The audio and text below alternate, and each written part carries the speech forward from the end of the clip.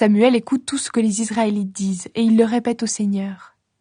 Le Seigneur lui dit « Écoute-les, donne-leur un roi. » Ensuite, Samuel dit aux Israélites « Rentrez chez vous, chacun dans sa ville. »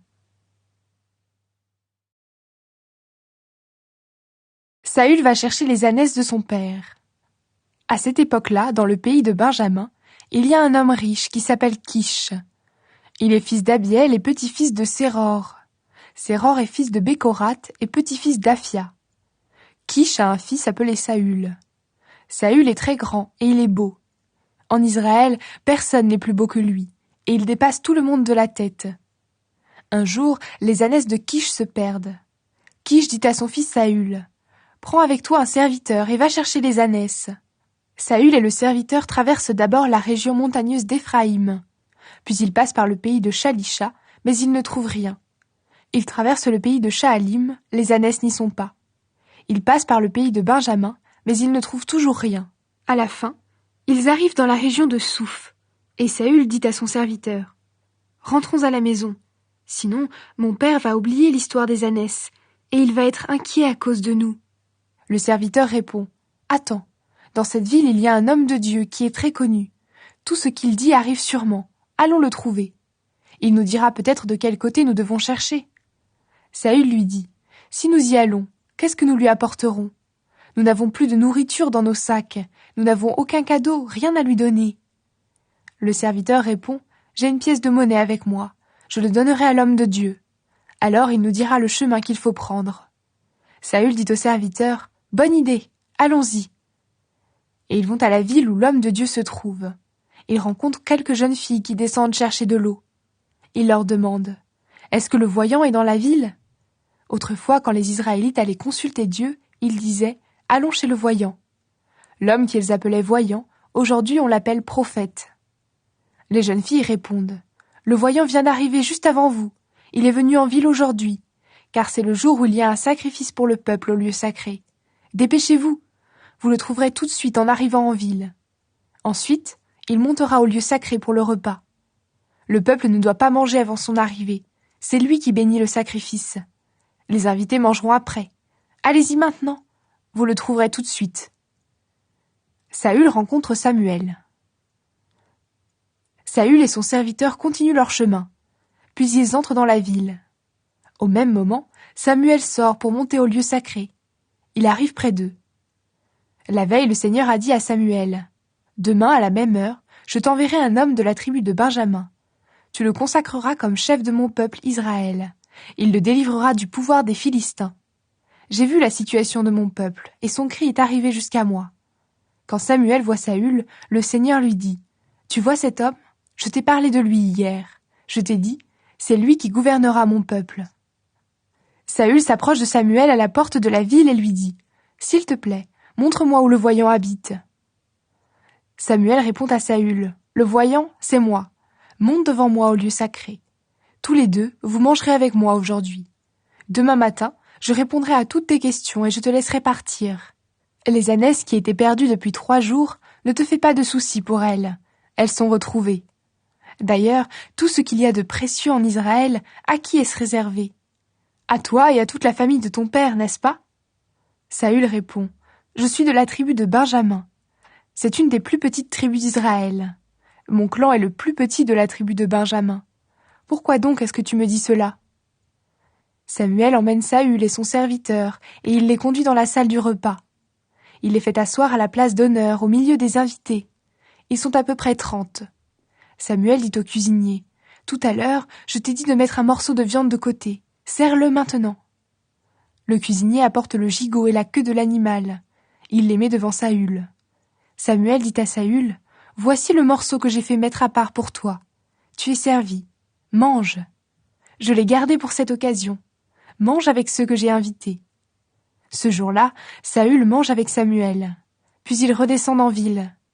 Samuel parle avec Saül sur la terrasse de la maison. Samuel consacre Saül comme roi. Le jour suivant, tôt le matin, Saül est sur la terrasse. Samuel l'appelle et lui dit « En route, je vais te reconduire. » Saül se lève et il part avec Samuel. Ils arrivent à la sortie de la ville. Samuel dit à Saül « dis au serviteur de passer devant nous. Le serviteur passe devant eux. Samuel dit, toi reste ici, je vais te faire connaître ce que Dieu dit. Samuel prend une petite bouteille d'huile. Il la verse sur la tête de Saül et il l'embrasse. Puis il dit, le Seigneur lui-même t'a consacré pour que tu sois le chef du peuple qui lui appartient. Maintenant, tu vas me quitter. Ensuite, tu vas rencontrer 2 hommes près de la tombe de Rachel à Selza, dans le pays de Benjamin. Ils te diront, les ânesses que tu cherches sont retrouvées.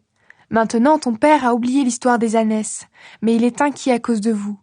Il se demande ce qu'il doit faire pour retrouver son fils. Tu continueras ton chemin et tu arriveras près du grand arbre sacré de Tabor. Là, tu rencontreras 3 hommes. Ils vont à la maison de Dieu à Béthel. L'un porte 3 cabris, le deuxième porte 3 galettes de farine, le troisième porte du vin dans une outre en cuir. Ils te salueront et ils te donneront 2 pains qu'ils devaient offrir à Dieu. Tu les accepteras. Puis tu arriveras à Gibéa Elohim. Les chefs philistins sont à cet endroit. Quand tu seras près de la ville, tu vas rencontrer un groupe de prophètes. Ils descendront du lieu sacré. Des joueurs de harpe, de tambourins, de flûtes et de cithars marcheront devant eux. Ils seront en transe. Alors l'Esprit du Seigneur va tomber sur toi. Tu entreras en transe avec eux et tu deviendras un autre homme. Quand cela arrivera, tu sauras que Dieu est vraiment avec toi. Tu feras alors ce qu'il y aura à faire. Tu descendras au Gilgal avant moi. Et moi, j'irai te rejoindre pour offrir des sacrifices complets et des sacrifices de communion. Attends-moi là pendant 7 jours.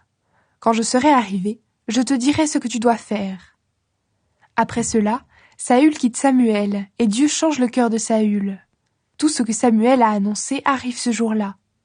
Ainsi, quand Saül et le serviteur arrivent à Gibéa, un groupe de prophètes vient à leur rencontre. L'Esprit de Dieu descend sur Saül, et Saül entre en transe avec eux.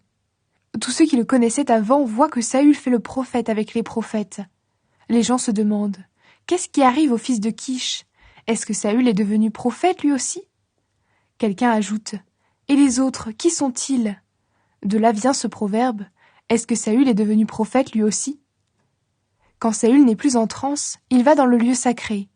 Son oncle leur demande à lui et à son serviteur, où êtes-vous allés? Saül répond, cherchez les ânesses. Mais nous ne les avons pas vus. Alors nous sommes allés voir Samuel. L'oncle de Saül dit, raconte-moi ce que Samuel vous a dit. Saül répond à son oncle, il nous a affirmé que les ânesses étaient retrouvées, mais il ne lui raconte pas ce que Samuel a dit au sujet du pouvoir royal. Saül est désigné comme roi.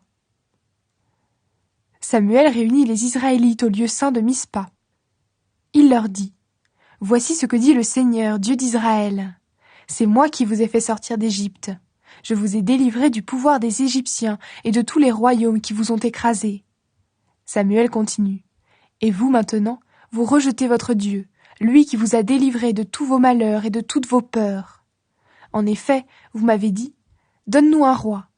Eh bien, venez vous présenter devant le Seigneur, par tribu et par clan. Samuel fait avancer toutes les tribus d'Israël et il tire au sort. La tribu de Benjamin est désignée. Samuel fait avancer la tribu de Benjamin par clan. Le clan de Matri est désigné. Puis dans ce clan, Saül, fils de Kish, est désigné. Des gens le cherchent, mais personne ne le trouve. Ils demandent encore au Seigneur, « Est-ce que cet homme est venu ici ?»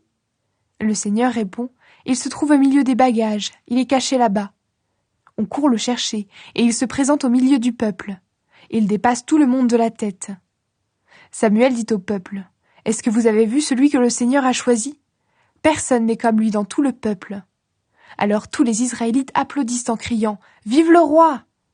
Ensuite, Samuel présente à tous le droit du roi. Puis il l'écrit dans un livre qu'il place dans le lieu saint. Après cela, Samuel renvoie tout le peuple, chacun chez soi. De son côté, Saül rentre chez lui, à Gibéa. Il part avec des combattants courageux que Dieu lui a donnés. Mais certains qui ne valent rien disent « Comment cet homme-là peut-il nous sauver ?»